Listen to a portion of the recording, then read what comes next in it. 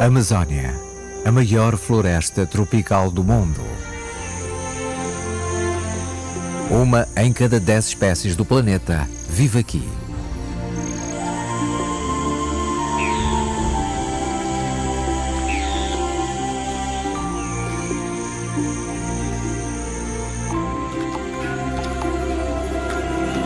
Pode parecer um enorme paraíso tropical, mas nada pode estar mais longe da verdade.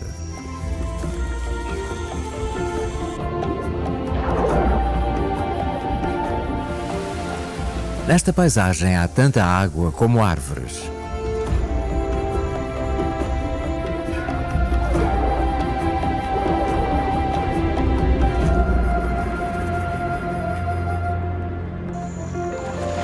E todos os anos, os dois mundos colidem, quando a floresta se enche de água.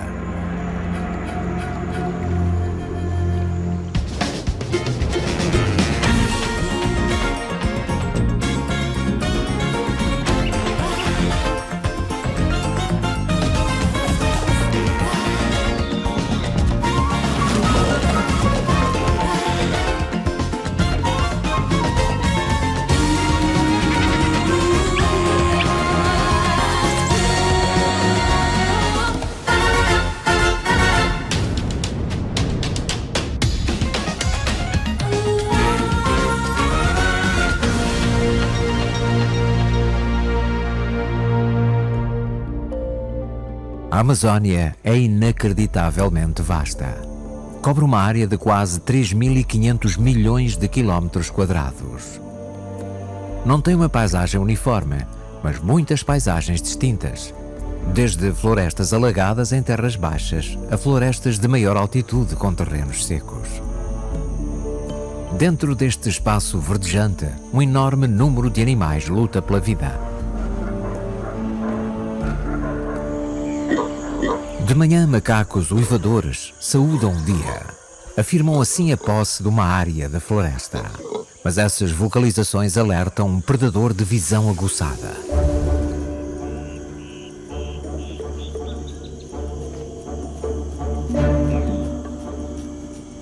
A águia árpia é a ave de rapina mais forte do mundo, capaz de arrebatar um macaco uivador.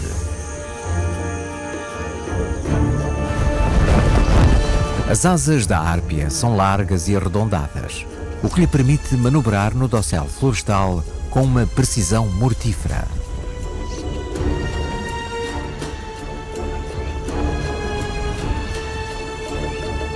As patas da árpia têm a grossura do pulso de um homem e ela possui as maiores garras de todos os rapaces. Consegue levar presas com um peso igual ao seu.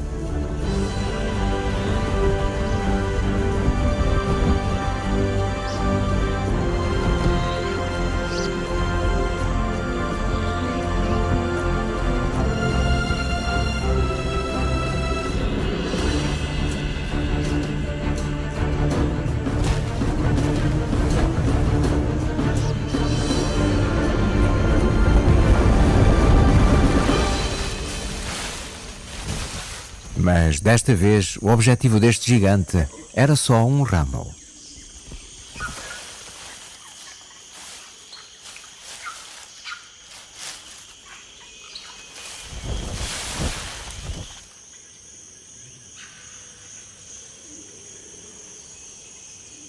As folhas são para o ninho, situado numa das árvores mais altas da floresta tropical.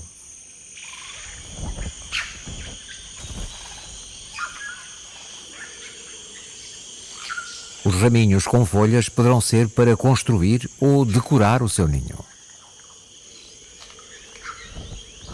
As folhas de muitas plantas desta floresta contêm substâncias químicas, venenos que impedem os animais de as comer. Estas folhas podem servir de repelente de insetos. As árpias poderão estar a instalar armas químicas.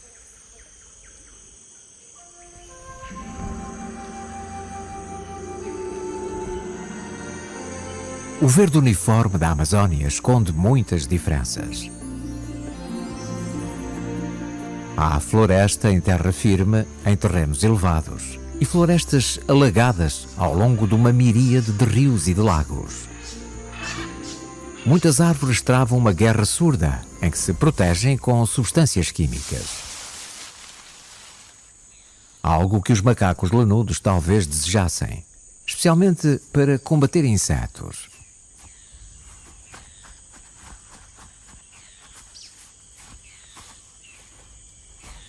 Quando não se estão a coçar, os macacos prestam um serviço às árvores. Os figos são frutos tenros, cheios de pequenas sementes.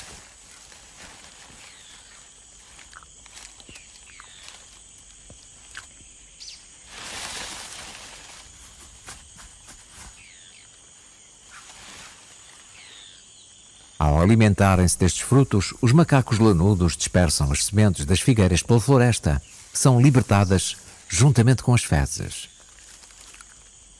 Numa guerra invisível, as figueiras lutam por manter as folhas. Muitas usam venenos para impedir que certos animais as comam, mas ao mesmo tempo incentivam outros a comer os seus frutos.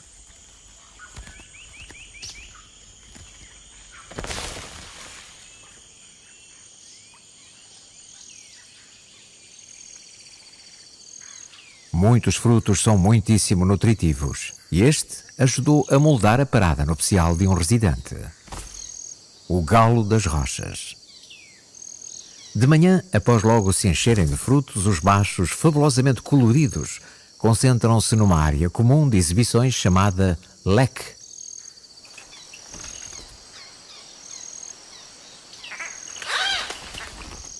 Cada ave possui um poleiro baixo e sob ele um pedaço de terreno. É por se alimentarem de frutos que os machos podem passar a maior parte do dia a exibir-se. Os machos competem entre si, tentando expulsar os outros dos poleiros.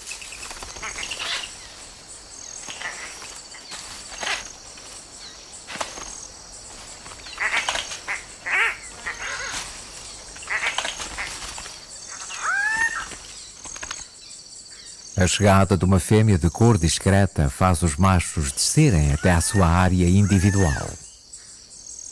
Curiosamente, agora calam-se e mal se mexem.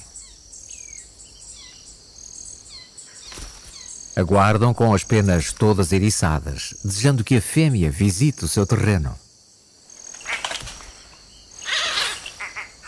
Os machos tentam perturbar as exibições uns dos outros, invadindo a cena em plena ação.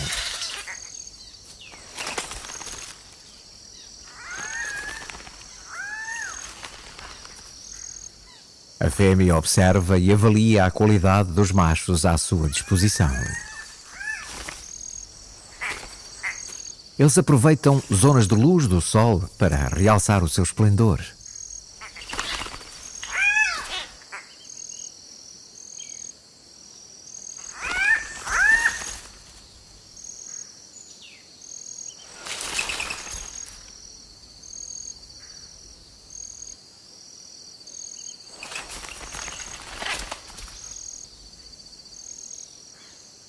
Ela escolheu um macho ao fundo do leque, onde o acasalamento decorre mais discretamente.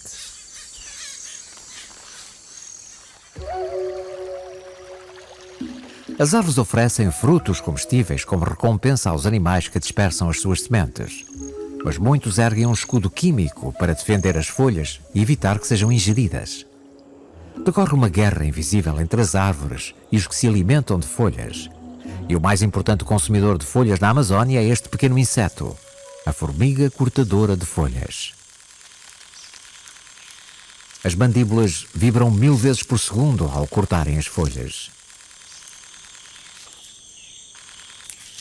As obreiras não comem as folhas cortadas, pois podem ser tóxicas. Em vez disso, levam-nas para o ninho.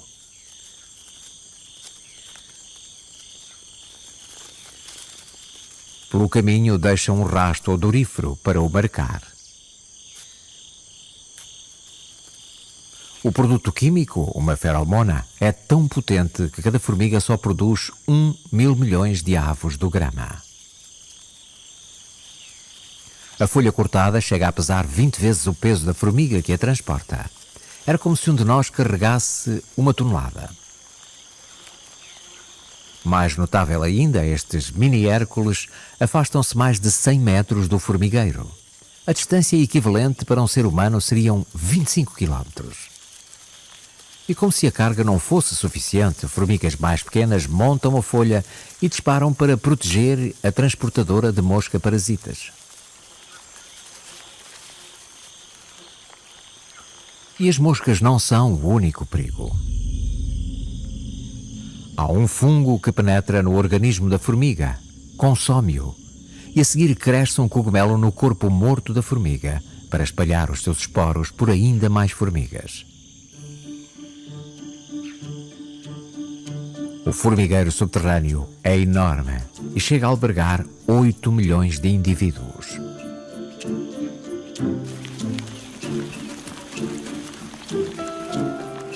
Levam as folhas para câmaras especiais, onde outra classe de formigas as corta em pedaços mais pequenos.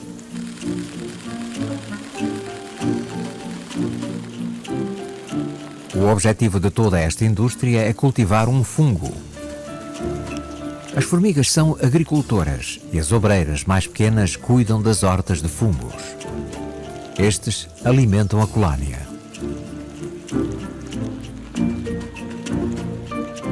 Formigas e fungos dependem totalmente uns dos outros. Quando as formigas trazem folhas que contêm substâncias químicas que prejudiquem o fungo, este, de algum modo, avisa-as e elas vão colher folhas diferentes. A rainha é um colosso neste mundo liliputiano. Pesa 1500 vezes mais do que as pequenas formigas agricultoras. Só ela produz ovos que se tornarão várias castas de obreiras.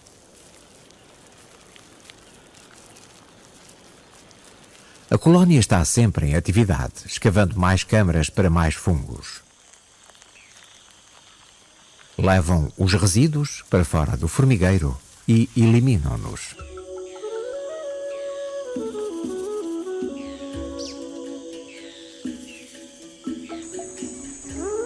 As formigas descobriram uma forma de lidar com folhas tóxicas.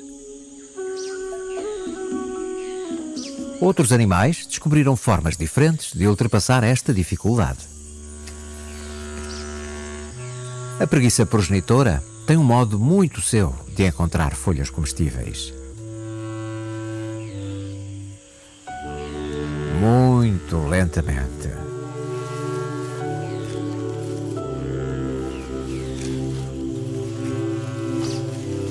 A causa da famosa letargia da preguiça é o facto das folhas terem pouco valor nutritivo, pelo que a preguiça poupa energias através de um metabolismo muito baixo, muito lento.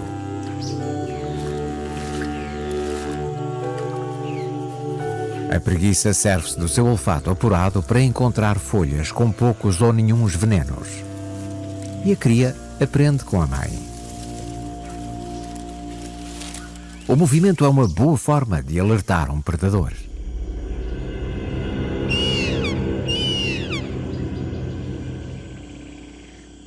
Mas isso para a preguiça não é problema, que descansa e dorme a maior parte do dia.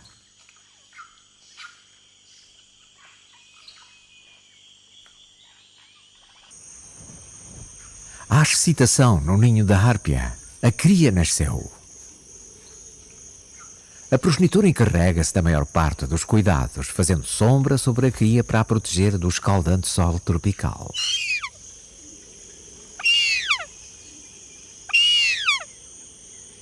A cria passa 5 meses no ninho, até ficar do tamanho dos gigantescos progenitores. Durante todo este tempo, eles trazem ramos repelentes de insetos. A mãe vê algo a mexer-se.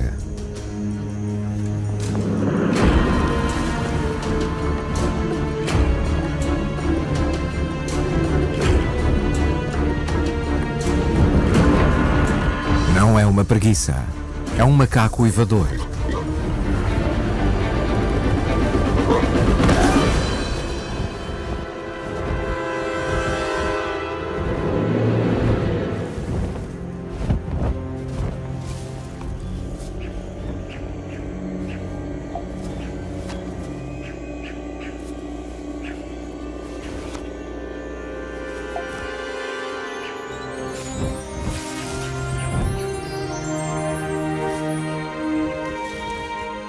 O macaco será um dos muitos que as árpias trarão à sua única cria ao longo dos próximos meses.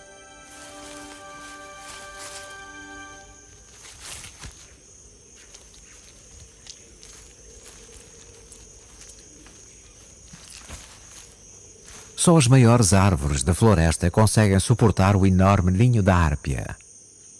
E uma das que a ave prefere é o castanheiro do Maranhão. É um gigante da floresta e os seus frutos também são enormes. O fruto pesa mais de 2 quilos e como a árvore chega aos 50 metros, também cai de muito alto.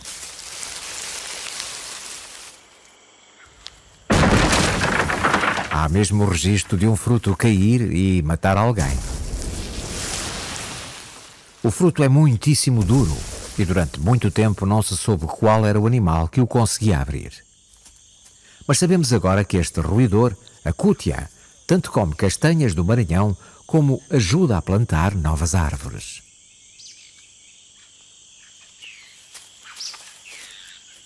Os incisivos afiados da cútia e maxilares fortes roem a casca.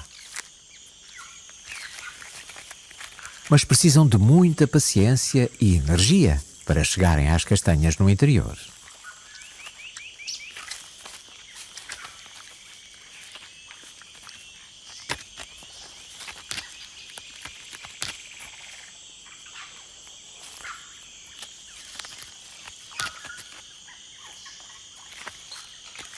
A cútia come uma parte das castanhas e enterra o resto para comer mais tarde.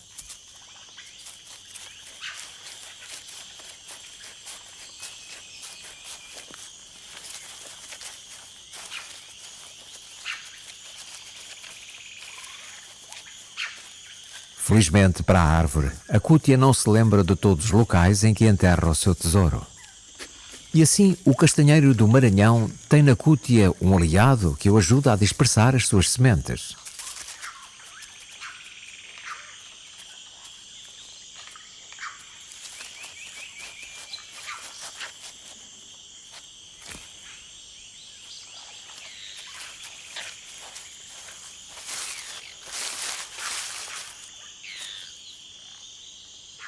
Estas sementes grandes chegam a ficar dormentes mais de 1 ano antes de germinarem.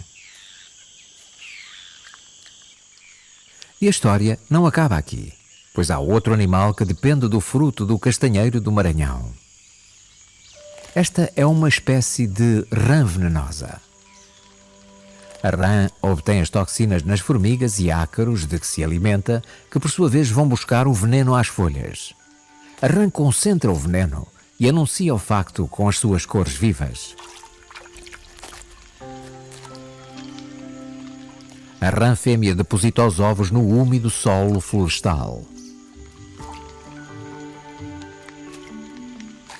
O macho guarda-os e mantém-nos limpos.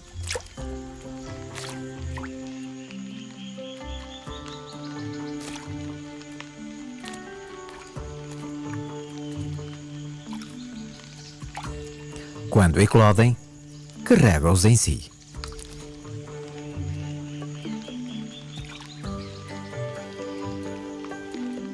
Os girinos ficam presos pelo muco no dorso da rã. A rã leva os girinos um por um para cascas vazias de castanhas do Maranhão. Verifica a poça de água em miniatura para ver se tem alimento suficiente para o girino.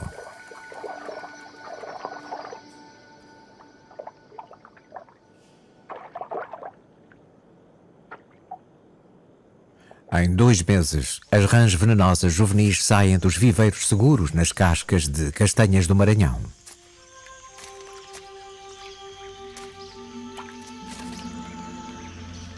A floresta da Amazónia é um lugar difícil para se viver. Não é um paraíso. As plantas estão repletas de produtos tóxicos, com sabor desagradável, com os quais os seus habitantes têm de lidar. Os macacos uivadores têm de repousar e dormir durante horas, enquanto digerem folhas quase não comestíveis.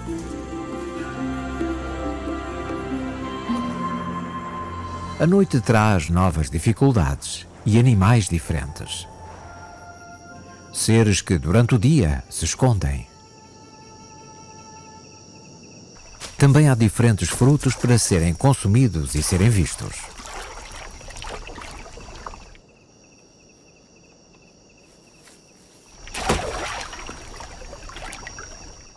O opóssum de 4 olhos prepara-se para a noite.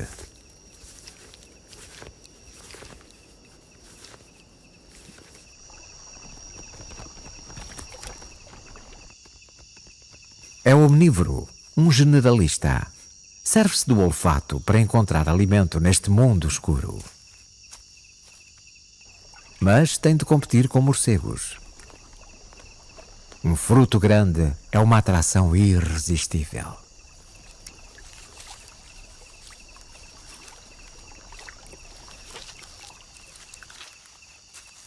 O opóssum de 4 olhos precisa de se despachar se quiser afastar morcegos famintos. Estão absorvidos pela alimentação, mas têm de estar atentos ao opóssum.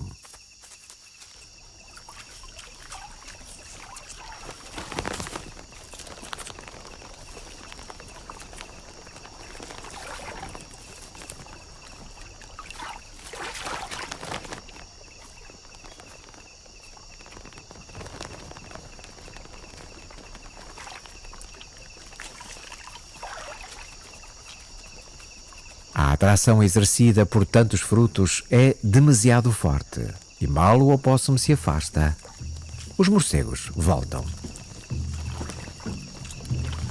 Estão tomados por um frenesi alimentar e não reparam no regresso do opóssum.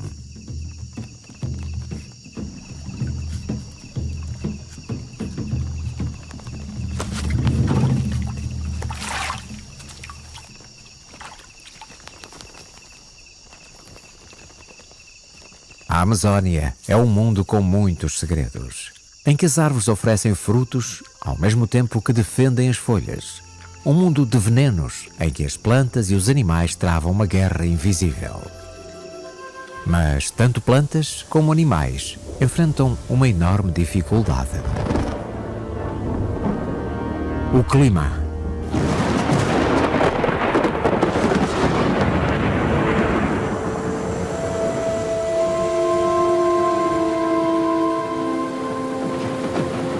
A Amazónia é uma floresta tropical.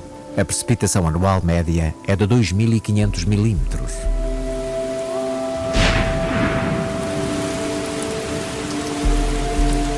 A maior parte da água cai durante a estação das chuvas. As árvores e as folhas desempenham um papel essencial no clima, pois metade da precipitação tem origem na própria floresta. Naturalmente, as folhas libertam vapor de água, que depois forma nuvens, condensa-se e cai sob a forma de chuva. As chuvadas são um perigo para a cria da árpia. Se ela ficar encharcada, arrefece e morre de frio. São tempos perigosos para a rapace mais forte do mundo.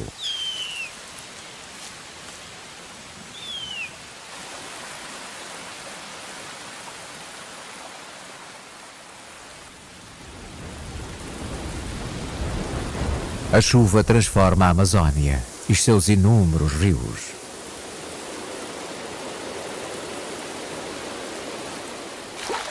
A água a subir enche os rios e começa a inundar a floresta. Os temporais são tão fortes que a floresta se torna um mundo anfíbio, a meio caminho entre ar e água. As formigas cortadoras de folhas estão em apuros. Os trilhos de feromonas estão a desaparecer com a água.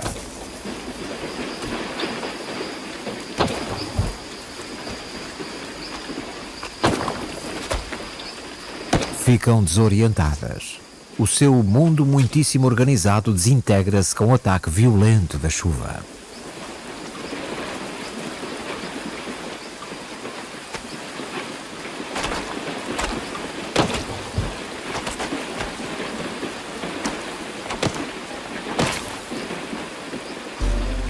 E as condições estão prestes a piorar ainda mais.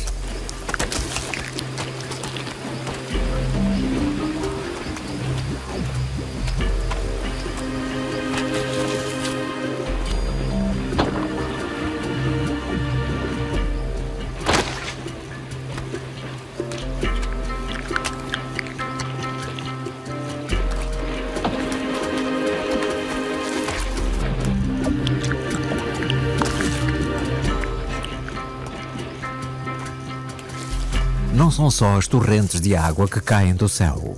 O nível dos rios não para de aumentar, submergindo os trilhos das formigas. A estação das chuvas submerge estas formigas, as maiores recoletoras de folhas da floresta. À medida que a água sobe, espalha-se pela floresta e cria um dos habitats mais singulares do mundo. Várzeas e igapós, florestas alagadas sazonalmente.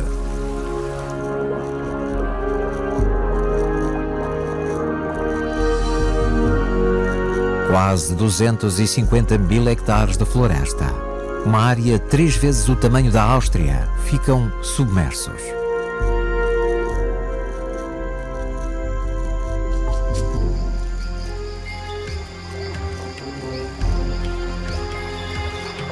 A transformação é total.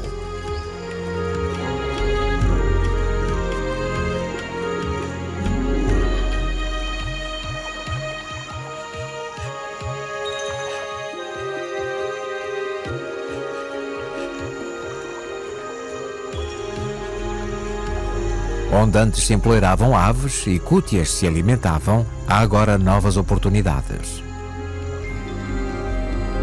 No auge, as cheias chegam a penetrar 20 km na floresta.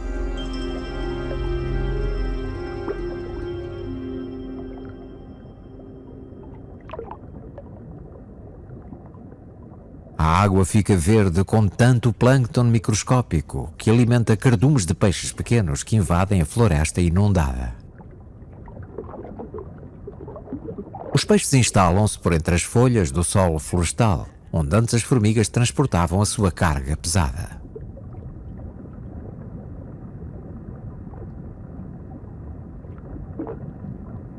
Uma fêmea atrai este peixe do género Rivulus. Ela é maior, envia-lhe nítidos sinais para se aproximar.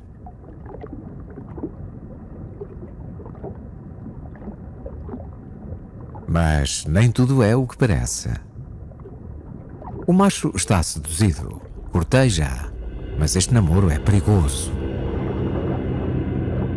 Este peixe não é uma fêmea, mas um peixe de outra espécie, um eritrinus, uma femme fatale, que imita uma fêmea da espécie do eritrinus, para o atrair e para o matar.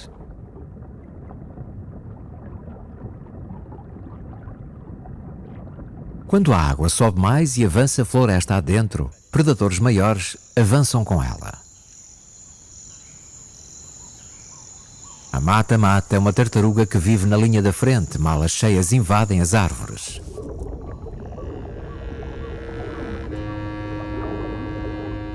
Tem um método próprio de pescar. A sua técnica é confundir-se com o ambiente. Parece um cepo velho coberto de algas. O disfarce é tão perfeito que os peixes chegam a mordiscar a sua carapaça. A única limitação deste temível predador é ter de respirar ar.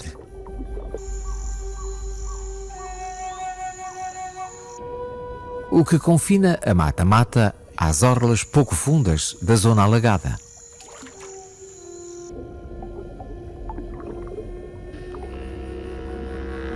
A tartaruga volta a instalar-se e aguarda.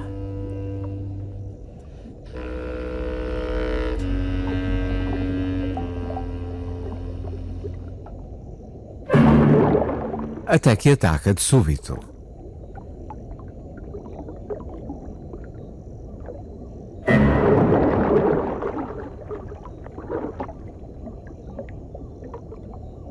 Para a maioria dos peixes, o fim é tão inesperado como repentino.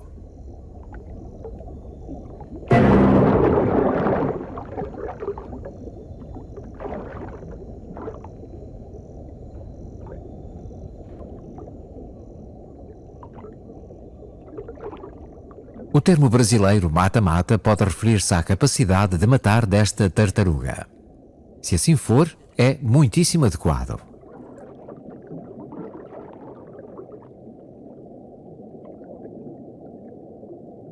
À medida que a água vai alagando a floresta, ela causa problemas a alguns dos seus habitantes mais lentos.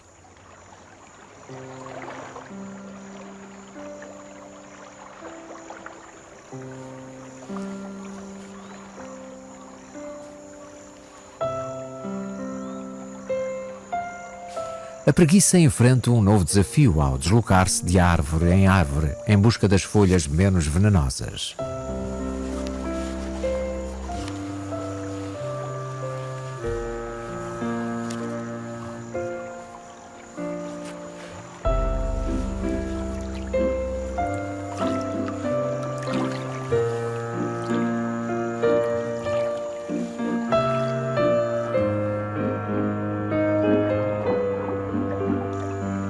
Surpreendentemente, a preguiça é boa nadadora.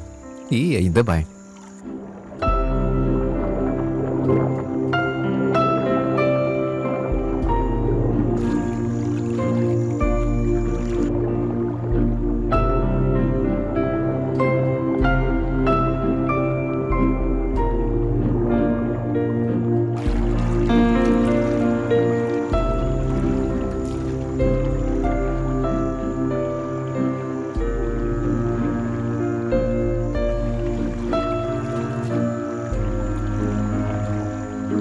Mãe e cria sabem nadar.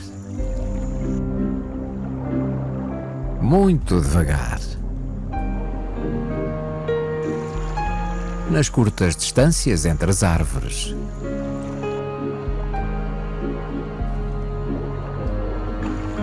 Desde que a pelagem não fique demasiado encharcada. Curiosamente, a pelagem molhada da preguiça pode ser uma bênção disfarçada, pois ela favorece o crescimento de algas verdes que lhe proporcionam uma espécie de camuflagem.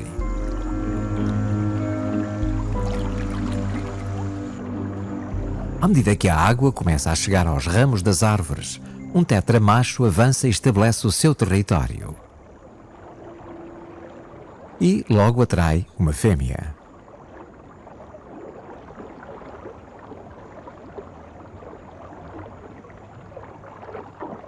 O macho vigia uma área alagada debaixo de um ramo. Os tetras machos são únicos entre todos os peixes por depositarem os ovos em folhas acima da água.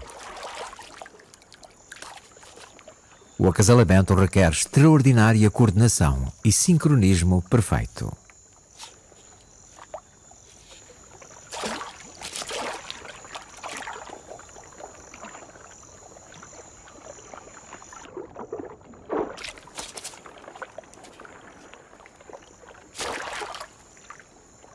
O motivo da tal precisão é os ovos ficarem mais seguros numa folha fora d'água, longe de predadores. Uma vez todos os ovos depositados, o macho não só os guarda, como os mantém úmidos.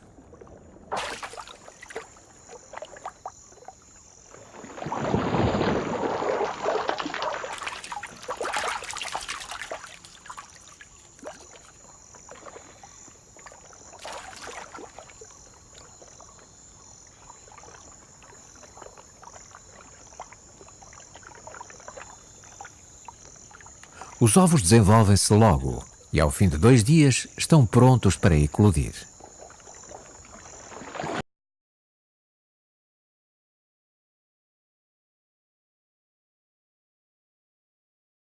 Seguros para as águas da floresta alagada.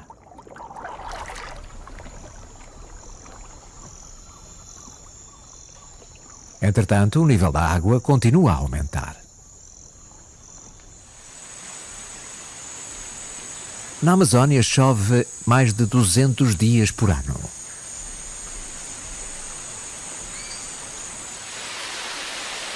Todos os animais da floresta têm de viver com a água.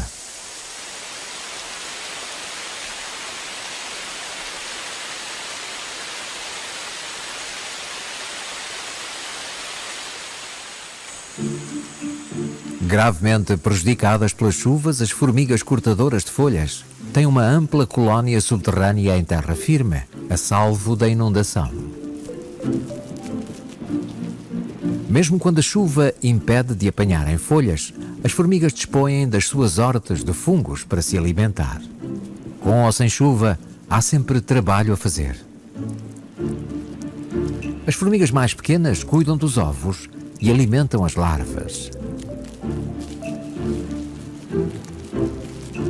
A cidade subterrânea é enorme.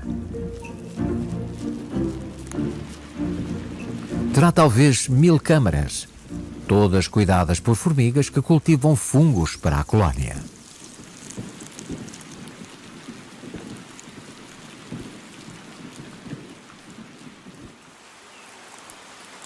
As formigas e a sua intrincada associação ao fungo descobriram como contornar as defesas químicas das árvores.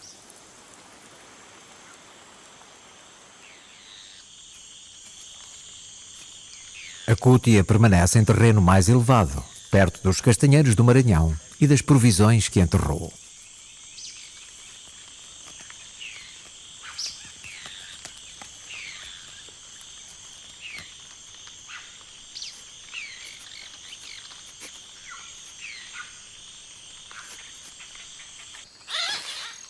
Também os galos das rochas vivem em terreno mais elevado. Os machos exibem-se o ano todo, até na estação das chuvas. Aos machos desagrada-lhes o facto da cútia percorrer a sua área de exibição.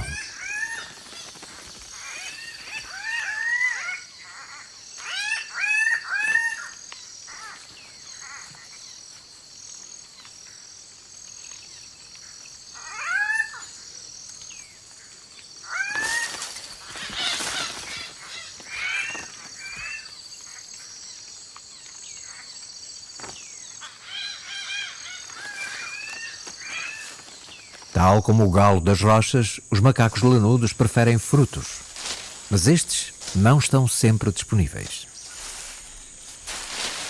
Em épocas de escassez, os macacos escolhem as folhas mais recentes, pois são provavelmente as menos venenosas.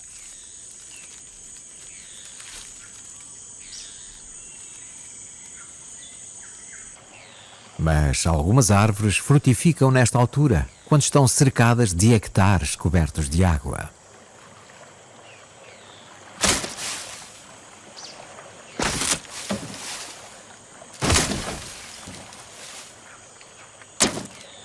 As sementes da árvore da borracha parecem perdidas ao cair na água das cheias. Mas nada está mais longe da verdade. Este peixe, o tambaqui, nada debaixo da árvore da borracha. Evolui de modo a especializar-se em alimentar-se de frutos e sementes com maxilares fortes e dentes que esmagam as sementes mais duras.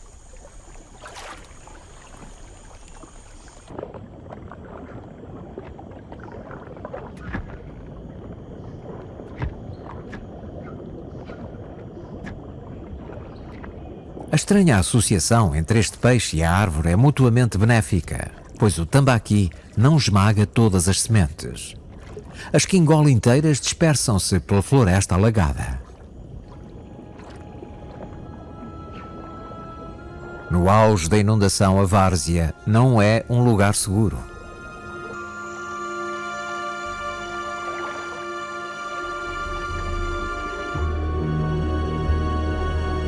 É que o pirarucu, o maior peixe do Amazonas, patrulha as suas águas profundas. Este colosso chega a atingir os 3 metros. O pirarucu é um gigante estranho. O peixe ergue-se até à superfície a cada 10 ou 15 minutos enquanto caça. É que ele precisa de respirar ar.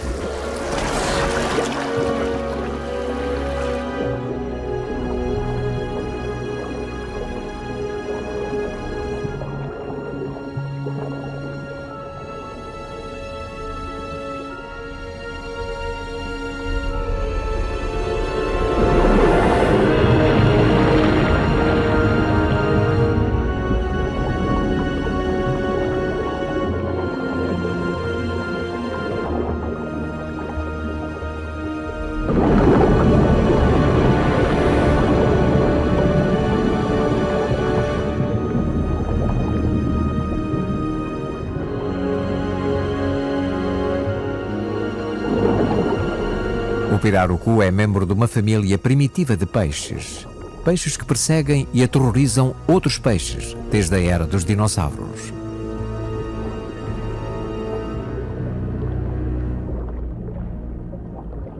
E o pirarucu tem um parente, um outro peixe antigo que prefere o mundo folhoso subaquático da floresta alagada. O seu alvo é bastante diferente. Pequenos animais presos aos troncos e ramos das árvores alagadas.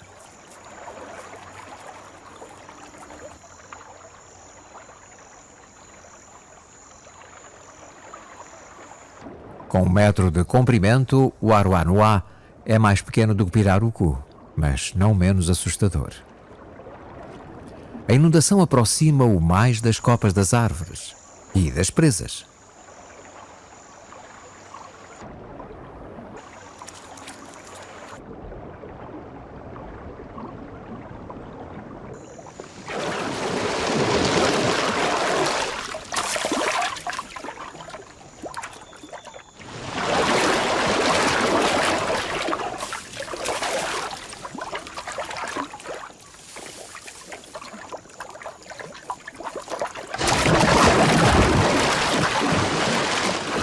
As cheias são uma altura de abundância para os aruanás.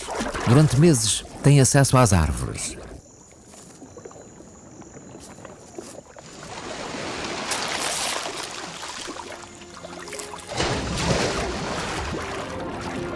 Mas tudo o que é bom acaba. As águas começam a recuar.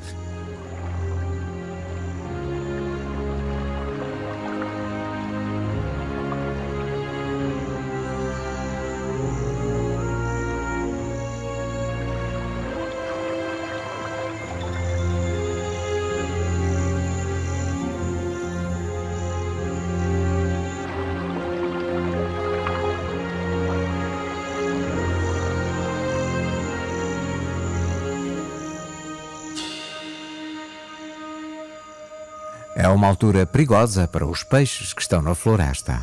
É muito fácil ficarem encurralados em charcos e poças de água, isolados à medida que, dia após dia, noite após noite, a floresta vai secando.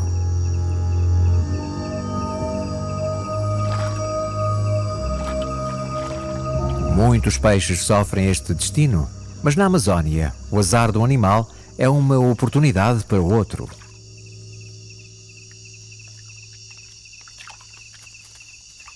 O opóssum de 4 olhos aproveita a oportunidade rara para acrescentar mais um item à sua dieta variada.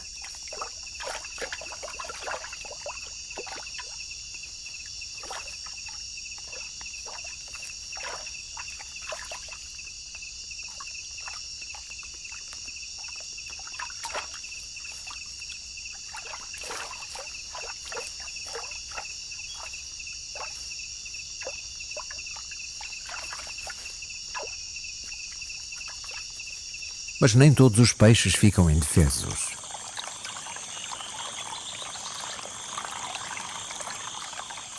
À medida que os charcos vão secando, o eritrinus, o peixe imitador, desloca-se no solo.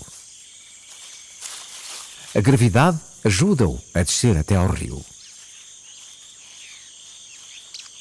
Dessa forma, digna de nota, escapa à morte certa.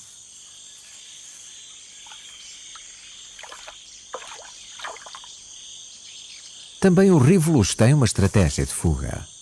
Serve-se dos fortes músculos da cauda para se lançar no ar.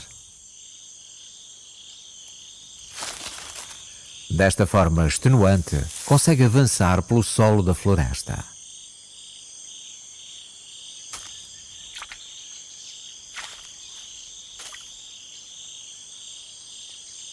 Até acabar por chegar à água permanente.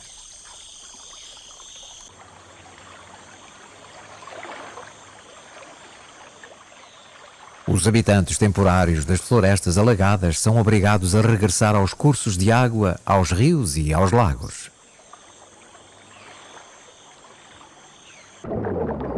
O pirarucu progenitor vigia as crias.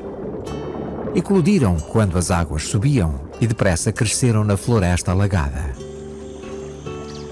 Agora o peixe colossal mostra o seu lado dócil ao cuidar de centenas de alevins. Já adquiriram o hábito de ir respirar à superfície. E tal capacidade é essencial tanto para crias como para adultos, pois estas águas quentes têm um teor muito baixo em oxigênio.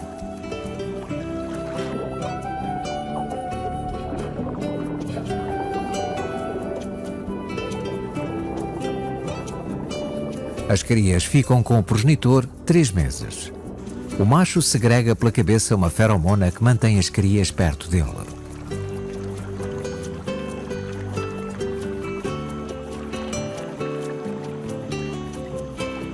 Vão atingir 1 metro de comprimento quando tiverem 1 ano de idade. Poucas destas crias chegarão à idade adulta, mas as que chegarem tornam-se os maiores peixes de água doce da América do Sul e terrores da floresta alagada.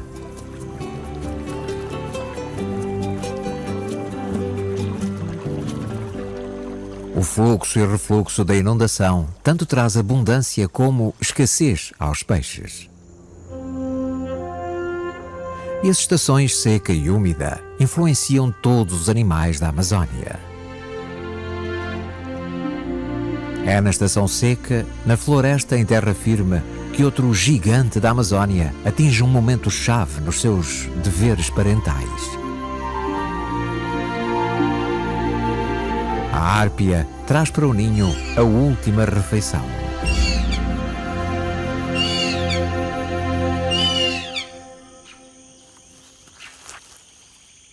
A cria tem 5 meses e está quase completamente formada.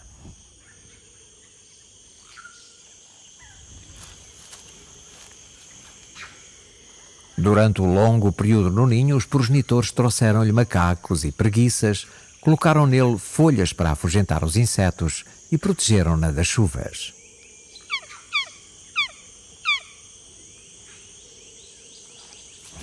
Chegou a hora de levantar voo.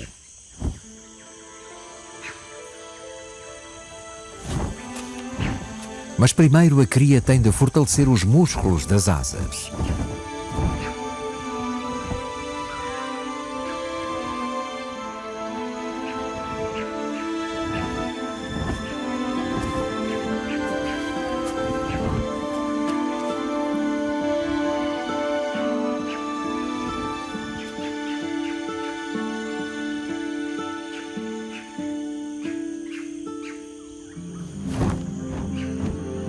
O reino da árpia é um dos mais complexos do mundo.